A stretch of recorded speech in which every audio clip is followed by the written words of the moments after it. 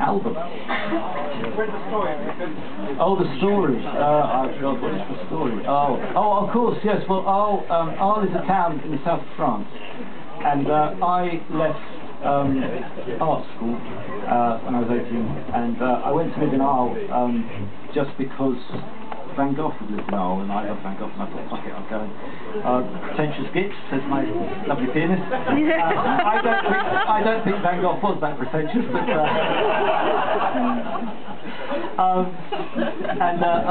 I had very little money, and I stayed in this little tiny hotel. I ended up finding this hotel, rather the hotel found me. I was walking down the street with my wide-brimmed green felt hat, pretentious moi, and a raincoat in the middle of August. And this bloke, I mean, I got to Arles at 8 o'clock in the morning, so it's the middle of August, and I walked all around Arles, because I was a very naive 18-year-old, and I sort of thought, oh, I'll find a nice, cheap hotel and to be quite simple, and of course it wasn't. They were quite expensive, because it's quite touristy, because of the Van Gogh Association. I walked all around Arles. I walked out of Arles, back into Arles, trying to find a hotel, and they were all, you know, really far too expensive. Well, I had 80 quid, which was obviously more back in 1980 than now, but it still wasn't very much. And I was walking down in the old part of Arles, little side street, and this big, massive, bull-like man stopped me, and I thought, and I learned my French phrase, I'm looking for a hotel, and he sort of like stopped me and said, where are you going looking like that? And I said, I'm looking, he said, je cherche un hotel. He was knocked out straight away. He fell in love. He said, oh, I've got a hotel here. And there was no sign outside saying hotel. And of course, having lived in London, I was thinking, oh, fuck, here we go. Very suspicious of everybody and everything. And I was so hot and so tired. We were walking around for 6 hours and it was fucking heat. And so I thought, okay, I'll go and have a look. And I walked in. We walked in the front door, and he said, this old bloke will show you the room. Just leave your stuff here. And I thought, yeah, right. When I come back down, it all disappeared.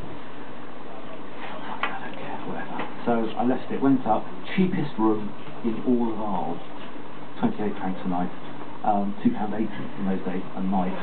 And the bloke who stopped me, he was the bloke who owned and ran the hotel. His name was Henri. And there's a pizza restaurant downstairs. He used to cook the pizzas, and I would go down in the evenings and sit at the bar and drink other people's drinks when they'd gone off their tables. So they'd leave their drinks, I'll just top up my drink with their drinks. And he would give me bits of pizza. He was a lovely man, took good care of me. Gave me pizza every now and then. 2 occasions he lent me money which he wouldn't take back when I had it to actually give back to him. And so really it was thanks to him that I was able to stay in France and actually discover the songs of Jacques Brel, who has inspired me to bore you to tears with these songs tonight. Really, it's all down to him. And so obviously whenever I go back to France, I always try and get to Arles and to see him and see how he's getting on. And one year, this is going back quite a few years now, probably in the mid-90s, I got there and the hotel was still there, but it had all been shut. And I saw Henri and I thought, why is it all shut up? He said, the police have shut me down for 6 months. And I said, why? He said, because they say that I'm using the hotel as a brothel. And when I look back to when I was this very naive 18-year-old, of course, the maids who used to come and do the rooms and stuff, they had a certain something about them, which I couldn't quite put my finger on at the time. But yeah, and suddenly everything became clear. And so this song is about those days. There is Henri, obviously. There is also the old bloke who showed me the room. Was called Gregoslav.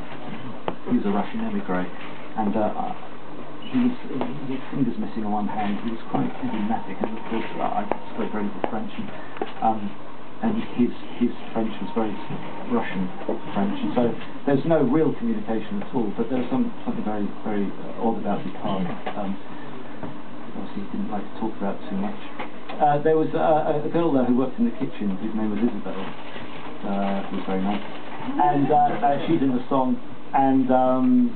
This is probably some others as well, but I can't remember who. Oh, Igor. Yes, Igor. Now, Igor in Arles, which obviously, if you don't know, it's in the south of France, so they still have bullfighting in Arles.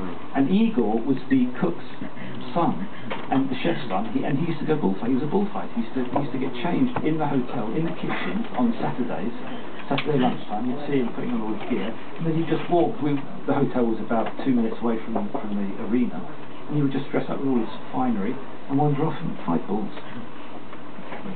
Weird. Weird now. It's even weirder when you're 18-year-old. What the fuck is going on? So this song is called Arles, and it's about those days.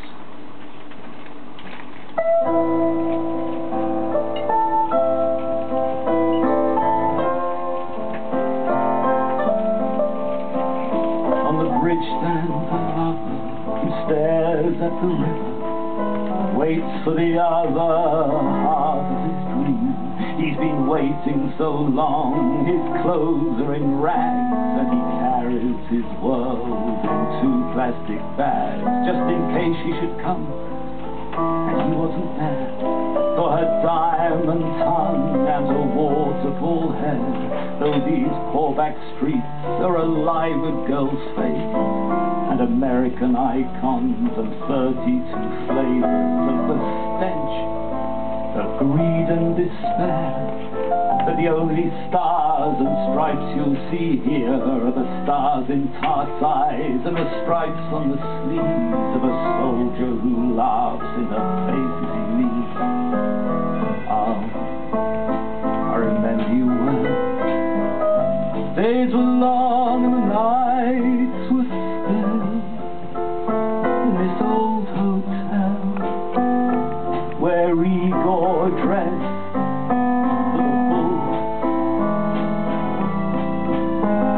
And down by the road where the poor children skim their stones at the waves that wash out and wash in, a father seeks work while a mother seeks him, as the girls sit and wait for their ships to come in. There's a girl in the corner, her dress off her shoulder, laughs like she's young though she looks much older, and tracing the lines that her life won't forgive her, she purses her lips into the cracked mirror, paints her face like a mural on a slum, and who will wake there when morning has come is anyone's guess, as she drinks up her drink, then pours out her mouth, tries not to think.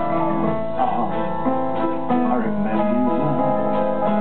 Days were long and the nights were still in this old hotel where Igor left.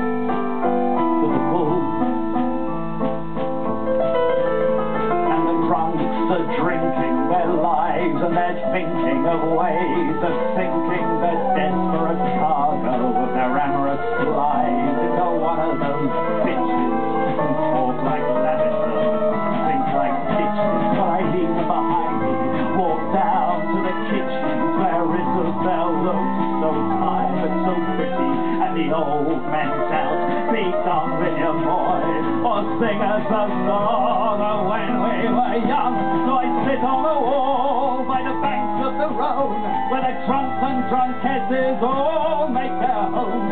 These cold pavement sailors who drown on dry land, they sleep where they fall and they piss where they stand, and drag us losses at the end of the bar, cursing his luck or cursing the Tsar, and how Russia will never see his like again. Oh, I remember you well. Days long, nights still, falling in love with Isabel, as Igor moved in for the kill.